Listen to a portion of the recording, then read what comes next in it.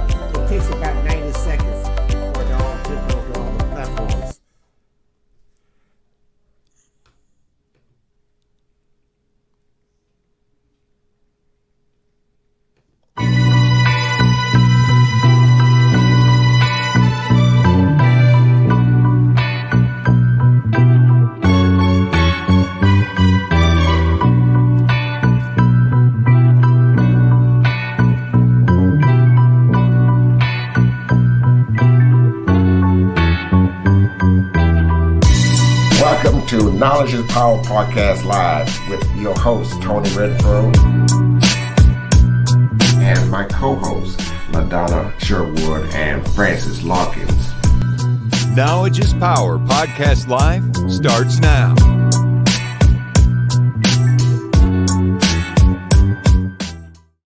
Francis is not going to be with us today, so I have my special guest, LaDonna Sherwood. Hello, not my guest, but my co-host, LaDonna Sherwood. And our special guest, Mrs. Rachel Woodson. Hey, October is the National Domestic Violence Awareness Month. And all this month on Knowledge is Power podcast, we're going to be displaying domestic violence awareness and breast cancer awareness. And I want you all to join us each podcast this month, Sundays and Mondays, and so that we can the guests can discuss some of their facts and help with some of the support system that you might need if you went into that. Okay, now also I'm going to go in and say, hey, Knowledge is Power Podcast Live is available on Facebook, Spotify, YouTube, LinkedIn, Twitter, Apple, iTunes, Google Play, Twitter, whatever you want is there, okay? Now, okay, all right, and LaDonna? Knowledge is Power Podcast Live is a platform to share important information by educating Southeast Texas African American communities with valuable information on health, education, finance, politics, and business. We pride ourselves on keeping our hand on the pulse of this community and making sure you are in the loop in what is going on in and around the Golden Triangle. All right. Tonight we are super excited, and as you can tell, we together, right? Because we like to be together. So we're gonna have a little chat, and we're excited about that. All right. You introduce our guests, and let's move on. Okay, so tonight we have Rachel G. Woodson, who is a life coach, a therapist, a domestic violence survivor, and motivational speaker, an overall entrepreneur and inspirer. She also just got through filming on set. Okay, so we have somebody that can actually tell us a little bit about it, how to survive it, how to overcome it, that you can heal, grow, and become better, and your destination is not determined by your origination. We got Rachel tonight. Come on. Hey guys. Hey everybody. Thank you guys so much for having me. Yes. And like she said, I just came in from filming in Atlanta, so I am still getting used to time and getting used to not going to sleep right now. So tell the audience that about your past situations, because there's quite a few women and men who has been abused in relationships and mental and physically, and you're experiencing, you're a victim of it, and let's tell them what did you have to go through, and some of the reactions that you had to take to prevent it from happening, or how did you get support And was there a support system that you went to get you out of that situation? Because there are women today and men today that don't know what to do, and they're being abused right at this moment. Right. Right. And you know what? I am so glad you said men and women, because a lot of people think that abuse is just a man abusing a woman, but there are women out there who are verbally, mentally, and physically abusive as well. I like to tell people that abuse just doesn't start with a person hitting you. Because if a person hits you, if a guy walks up and hit a woman right now, she's not going to go for it. That it's a process. Violence and the abuse is a process. It just doesn't start physical. It starts emotional. It starts mental. I tell people all the time, stop thinking. And my clients, stop thinking it's so cute. And the man is so in tune with you if he has figured out what time you get home and he's calling you to make sure you made it home. Calling you to make sure you made it to your destination. All these different things, because when he calls you and say, I just want to make sure you made it home, or you're not home by now, that's like a big sign. That's a big indicator that this man is trying to make you feel he's trying to control you. But your mindset says, girl, he just always checking up on me. He loved me. He always trying to make sure that I'm safe. No, he is planting seeds that will become physical violence that is right now just emotional violence. Because what he's wanting to do, he's wanting to make sure that you are needy towards him. You think that he loves you. You think that he wants you, buying you things, supporting you, making sure, and every single time letting you know that no one else loves you like he loves you. No one else has ever went out of their way to do things for you. No one else cares about you. So anytime something happens in your life, he raises up the fact that he's doing something that no one else is doing. So he's still planting seeds. Domestic violence. So this is for a woman that is getting to know someone that or will get to know someone.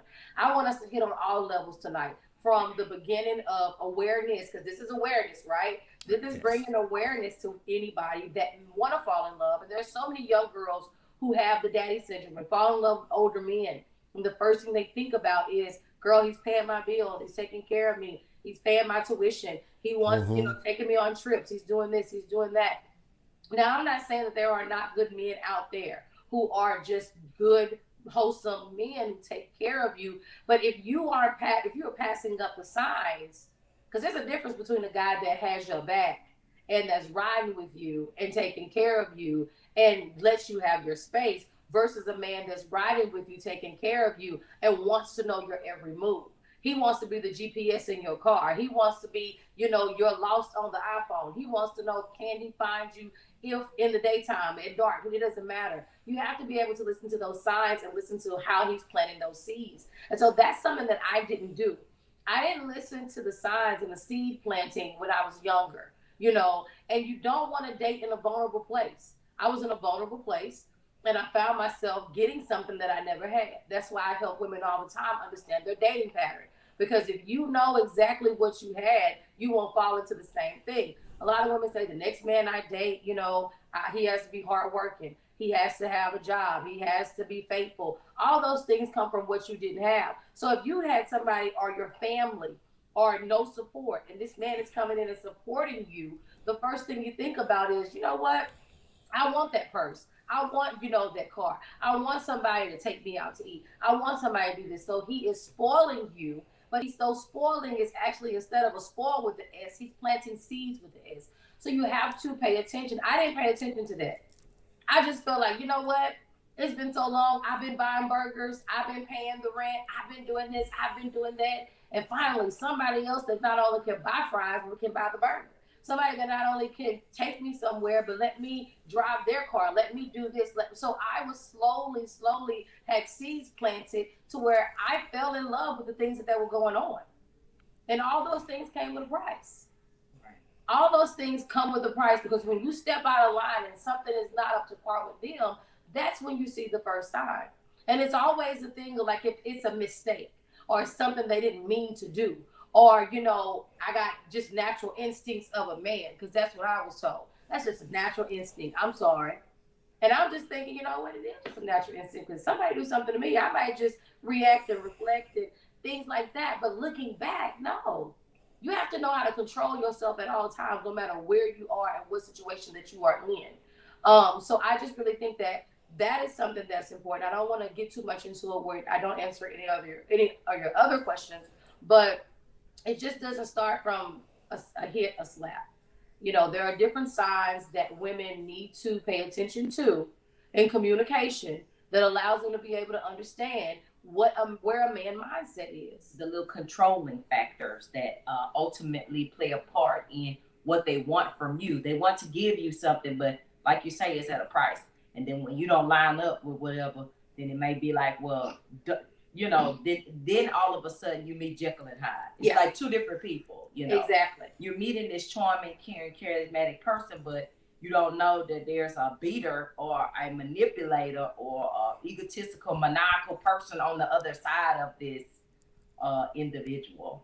Right. And you don't get that side until you do something that strikes a nerve. A lot of times that nerve that is strikes from a past relationship or a nerve that is strikes from childhood, instantly they put you in the position to see the other person's face, the accuser, the abuser's face from their childhood or from their past, and they see it on you and they take it out on you. So would you say that like 99% of abusers have been abused? It may not have been physical abuse, but it will be either abuse or neglect. Right. A lot of men that I know, looking back on my situation, women, men or women, but a lot of men in that situation, they were neglected by someone. And so it's like a mother, an aunt, somebody close to them neglected them. So the first thing they want to do is they want to make sure whatever woman comes into their life doesn't leave. Okay. Just like women have daddy issues, men have mommy issues. There are some moms who weren't there for their kids, and not being there for their children puts the children in a place to make sure, okay, you know what? My mama wasn't here, but I tell you what, every woman that comes in my life, she's only going to leave if I allow her to leave. Because you never could control your mama on her if she came or if she went. So let me ask you this. As far as domestic violence, like total red flags, aside from them trying to control you, what would you say is something that you can kind of look out for as far as, domestic abuse, aside from them hitting you and like saying they're sorry or they didn't mean it? Like, what are some of the other, or buying you things to keep you attached? What are some of the other things that a manipulator or an abuser may do that may try to keep their victim, from seeing through the facade? There's a new term called gaslighting. Let's talk about that. A lot of people don't know the term about gaslighting. Gaslighting is when they make you feel bad for their decisions. They do something wrong and automatically they cast their wrong words, their wrong thoughts, their wrong motives, their wrong actions on you. They make you question yourself. If you ever question yourself and ask yourself, well, did I do that? Or was it something I said? Or maybe I shouldn't have, asked that question. Yeah. Or maybe I shouldn't have cooked this. Or maybe for example, they get heartburn and they say, well, I wouldn't have got heartburn if I would have ate your food. So now you're sitting up here thinking, well, maybe I shouldn't have cooked that meal for them. Yeah, that's gaslighting. And so now you're second guessing every move that you make. And you want to make sure the moves that you make are moves that they accept. Okay, so I cooked this last time. Do you want me to cook this? Because I don't want you to get heartburn. And that's still planting seeds. That's still planting seeds into you to help you understand. Now, here's my thing. If for whatever reason a person does these things and you call these things out, some people don't know that they're actually doing it because nobody has ever showed them or told them. Now, if you bring it to their attention, now, wait a minute now. I want to make sure we're not gaslighting. This, that, and blah, blah, blah. If they begin to change that behavior, because sometimes people don't know because other women accepted it or other men accepted it. But when it comes to a point where they're not changing it, okay, yeah, whatever. So, well, if they put it back on you, every time they put it back on you, instead of answering the question, they make you question yourself. That's gaslighting, another sign of mental abuse. Now let's talk about. Go ahead, Tony. I was going to ask, how early do you think in age that it starts? So does it start like a teenager in high school? dating a young man in high school or a young lady dating a young man and she's abusive to him? Do that start early, like in around From that what age? I have not only known from my own experience and my clients' experience and my studies, it does start early. Because when you fall in love at a young age, especially if you're, I don't really know many abusers who come from a well home. Right. Mm-hmm. Either they come from a home with mom and dad did it to mom, or mom did it to dad. Or they Mm-hmm. come from a home where daddy wasn't there, mama wasn't there, somebody was absent. So when Mm-hmm. they, back to what I said a few minutes ago, when someone comes into their life, they don't want to lose them. So I'm Mm-hmm. going to do whatever I can, to make sure that I don't lose you. So if I tell you I'm going to be in the hallway and I'm going to walk you to class and you're not in the hallway, you're taking a test, and you can kind of tell because he's a little bit fidgety. He's a little nervous. He's thinking something happened. See, young men don't know how to control their emotions. Manipulation is something that you learn in time. That's not something you just automatically pick up and like, oh, I'm manipulate somebody. When they're younger, they get really nervous. Mm-hmm. You can kind of tell in their body language. They're jittery, they're stuttery, they're sweating. They're trying. Oh, I saw something happen to you. I thought this. Da, da, da, da, da. So they're everywhere in communication, and then you don't pick up. Oh no, you have to calm them down. Now, when it comes as they get older, they corner you. Mm-hmm. They have control over the situation. They're pointing in your face. They put you in a position where you can't go anywhere because they want to make sure you know that their anger is there. Young men and women that are abusers try to hide their anger. Older and wise abusers. When I say wise, I mean people that have are a veteran in this, have done it before.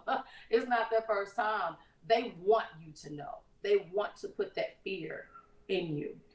And what I was gonna say something about mental abuse, like how people talk down to you or talk or try to minimize your accomplishments and your value and your work and make you feel like you're less than. So it so some Yeah. of forms of abuse take on degradation and intimidation by tactic of you're not smart, you stupid, you this, you that, Mm-hmm. whatever, you're lazy, you're this or that, or whatever the case may be.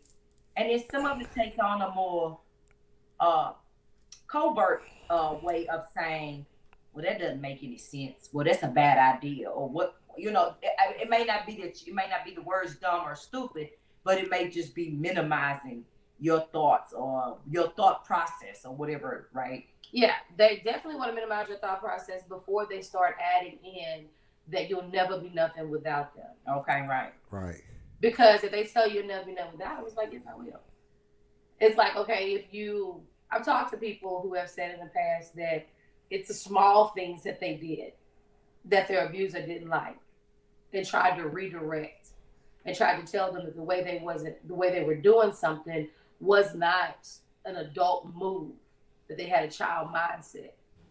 And then they wanted to implement their way into how they wanted them to do this. Simple things, from organizing seasonings in the pantry to how to fold a towel. Or they'll take things that you did not learn in your childhood and try to show you those things, but then try to downgrade what you were not taught. Right. Instead of empowering you and uplifting you and being a helpmate to you. And then eventually all these things that they have taught you, all these things that they have shown you, now when it comes down to you actually trying to move on your own, the first thing you get is don't forget who taught you, or you'll never be nothing. And that was my biggest thing. When I decided, and we'll get on the leaving and things like that, when I decided to walk away and move around and not come back and not really care, it was you'll never be nothing. And I think it was because at that period of time I had nothing. Right. But And it they didn't mean that I was going to be nothing. and they steal your self confidence in yourself. You lose your self esteem. Yes, because I did. Right. And what I had to do was, I never forget, I gained so much weight. I was a size 22. Wow. And, I began to tell myself in the mirror that I love myself. I began to say affirmations, and before you know it, I began to walk, and then I began to lose weight. And then that confidence came. And that confidence came so strong to where it was like, you couldn't tell me nothing. If you said something to me, I didn't even hear you. I no longer could hear you in my mind. I no longer could see you. When you decided to leave, I said, okay, and locked the door behind you. So how long were you in that domestic violence, and how did you cope with it? Did you was kids involved in it in this relationship? Well, I only have 2 kids. Oh, okay. so me and my kids started over. And I started over on housing and food stamps. And reason why I asked that question, because sometimes it can affect a child growing up in that environment, because well, there were babies at the time. But what I would tell a lot of women is, when you have an opportunity to end something, and I'm not just talking about ending the relationship and moving on, because my downfall and my regret as a person, I don't have a lot of regrets, but I only have one, was not putting people in their places at the age when my kids were small. Giving people the benefit of the doubt. Growing up in the church, you always felt like you got to give people chances like Jesus. Right. So you found yourself being sovereign because you served a sovereign God. Right. And not realizing that some people will turn the sovereign in you, and they'll become the Judas to Jesus, and their purpose will be only to minimize or to kill your destiny. Right. And so I would tell women, when you see something going on, if you know your kids are not going to be in an environment, don't ask a man to give you child support. Don't beg a man to get his kids.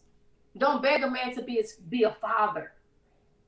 Don't allow them and afford them the opportunity. As a mother, your job is to make sure that your kids are taken care of. That just doesn't mean financially. Making sure their future is taken care of. That also means making sure their future is taken care of mentally. Yeah. Because if I would have done some things in the past, the future of my kids mentally, I wouldn't have to deal with it. Counseling and therapy could have done a great service, instead of allowing someone to partake and be in their life to do a disservice. Right. I think that's an important part to make about setting boundaries and making sure that you are capable of cutting people off, regardless of the abuse, regardless of the position that they may hold in that person's life. If they're not adding value, and if they are creating chaos and discord, then it's okay to cut them off. It's okay to start early. This is a way to kind of prevent some abuse, before it ever gets started. Not just for yourself, but for the kids too, and other family members that may wind up getting mentally or physically abused because we didn't take the step in the beginning. Tony, do you have anything you want us to cover right off?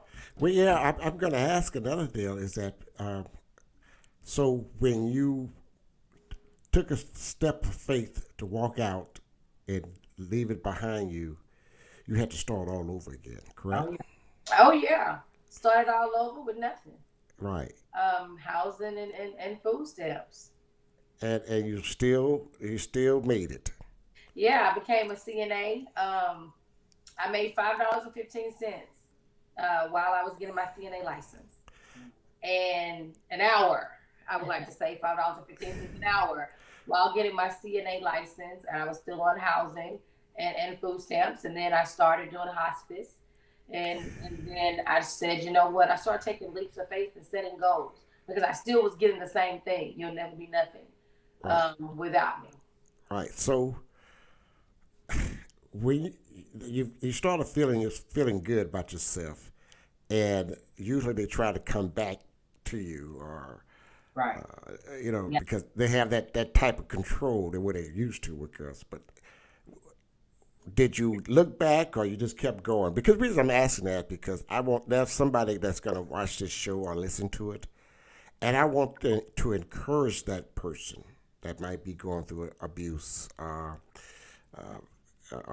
has been challenged about it, mentally or physically. What they can do, we can give them confidence that it will work out, but you have to be strong enough to take it, and give them some advice on, is there a support system they can reach out to say, hey, I need some help I'm getting my tail whipped. I'm mentally drained. I'm stressed. My kids are Right. mentally confused, and I need help I because. think there are so many resources now Hmm. where you can anonymously do things. You can reach out to people from, any state, any area to get help. Back then, there weren't as many resources. Right. I will say this to be transparent. I never forget after I started doing things that I actually moved, I was offered a vehicle. It was kind of Hmm. like, I feel bad, you and your kids don't have a way around. I get a vehicle. I took the vehicle, not to realize that taking this vehicle meant that I'm going to have cops outside of my house Uh and huh. check my house before I go in my house. Right. So I was like, you need to come pick up this vehicle.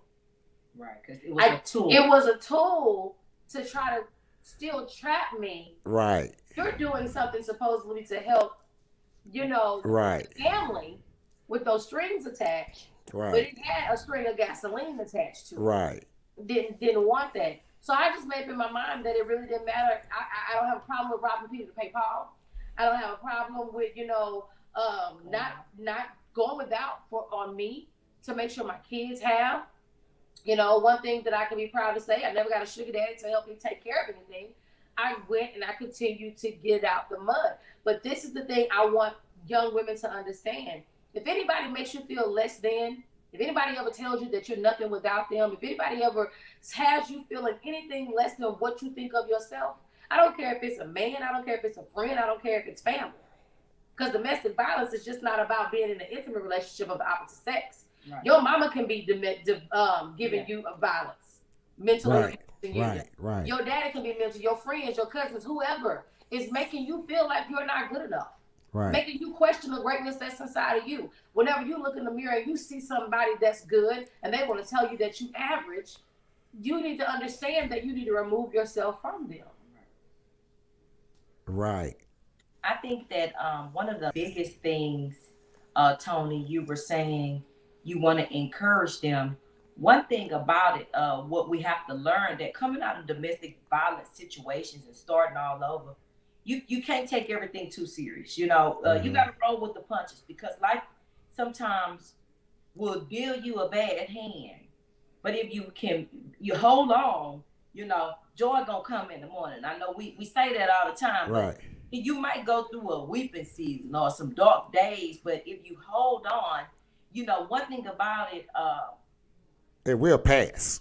it will pass. Yeah. It will pass. It will This pass. too shall pass. It won't be forever. You Right. won't be down always. You can't be, It could be all types of different type of domestic violence. Right. A lot of marriages are together, and going through domestic violence and abuse and mental abuse is because they can't afford to go nowhere else. They Right. need each other, so they got to stay right there with each other and abuse each other. Yeah. And we have to understand that, like Rachel said earlier, that she had to step out, and start all over again. There's nothing wrong with starting over again. I mean, I've started over again before, Me too. So Right. we all have started over again. So we all had to go back to our mama's houses and all that Yeah. to stay with them and get that abuse, But it's a sacrifice that we have to do to get to live, because we never know, if it gets to that violent. Right. Anything can happen. There's a show right now on Netflix called The Maid. I'm actually watching it. It shows the domestic abuse, the abuse, and the troubles and the trials of single mothers when they decide to leave. How hard it is. You have nothing. You go back. Don't let anybody beat you up and make you feel stupid for being in a domestic violent or mental abusing relationship. Don't let them make you feel stupid for that.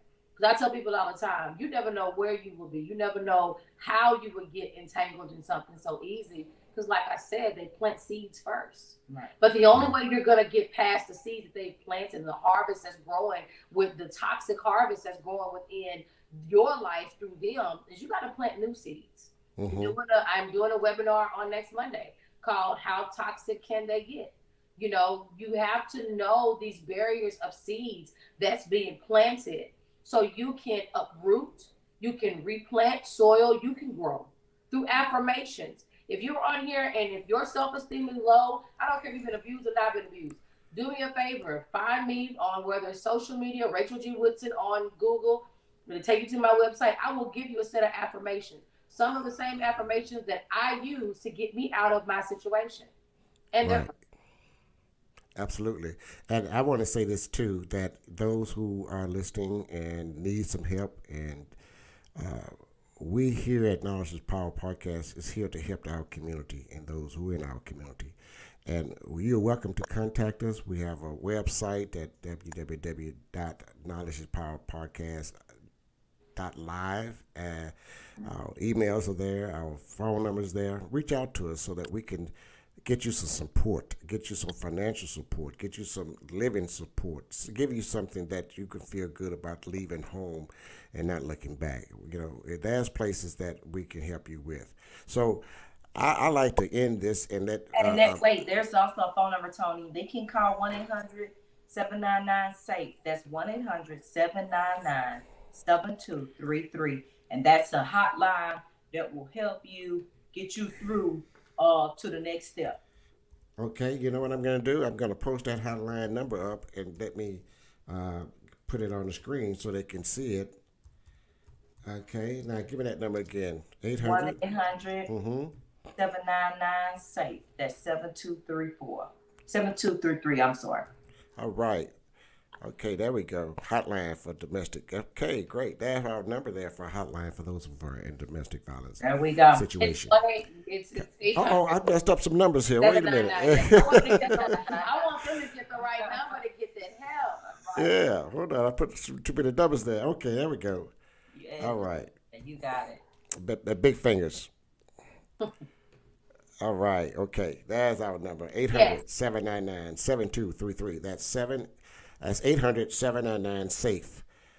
You can reach out to them. Any PSA we need to talk about? Tomorrow night, I'm hosting a public safety forum at. Could it be that? Oh, you got it. At Yeah. LSP, the Southeast Texas Young Democrats is going to be the MC. Of course, I'm the president of that organization, and we're going to have police, fire, and other authorities in the community there to speak about the new gun laws, new legislation that may have passed that may be affecting our community, and just topics in general that may make us nervous or, we want to discuss with the winter months coming, fire safety, fire prevention. We know every year there are some homes that are burnt or may incur fire and things of that nature. So we're going to have fire safety. It's just going to be an overall public safety forum to increase community relations with authorities in our neighborhood. Okay, Tony, I think you got disconnected. Okay, we have the Faith and Strength to Endure Community Diabetes Awareness. That's going to be in November. I can't see the bottom of it, but I think it's November the 13th. I think that's on November.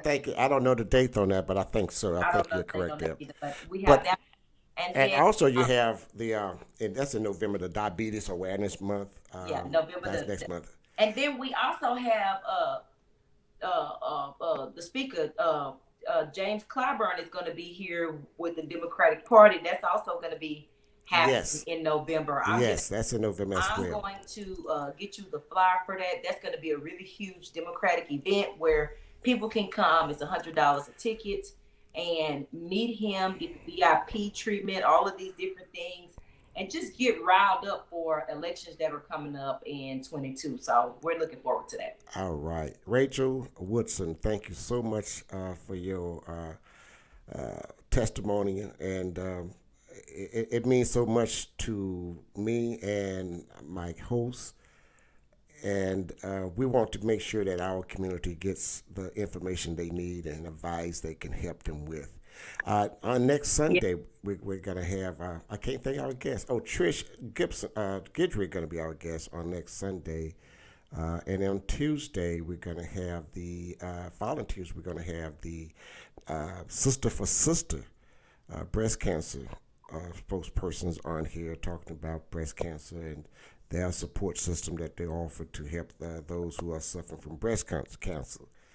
And so our month is full with breast cancer and Domestic violence. domestic violence, and also we had a show on Sunday on National Blindness. So, Baby, I think everything is in October. yeah, everything is in October. So, Including my birthday. all right. Hey, well, thank you so much, so much, Rachel, for joining us. And if there's any last word you like, you got it. Guys, you can find me on Google, www.racheljwoodson.com, and follow me all on the social media platforms. If you have not picked up my book, I'm Somebody's Wife, you can catch that on my website. Also, stay tuned and make sure you sign up to my newsletters to know when any of my shows, movies, events, and anything else is coming out for me. And thank you guys for having me. Wait, you ready to have me on one of your shows? Sure. Hey, No, Tony, don't want you on that. It's a lot of work. I got one called "I'm in Love with a Woman I Can't Stand." You know what? That's a lot of people. COVID allowed people to understand that, wow, now that I have time and I'm not busy working, I don't even know if I like the person I'm married to. Yeah. No, I'm just kidding. I was reading something. I saw that. I said, that's the first time I heard that phrase before. But anyway, guys, thank you so much. We love you. God bless you. Thank you again. Knowledge is Power Podcast Live. Bye. Thank you for watching Knowledge is Power Podcast Live. Be sure to like and subscribe to all Knowledge is Power social media pages.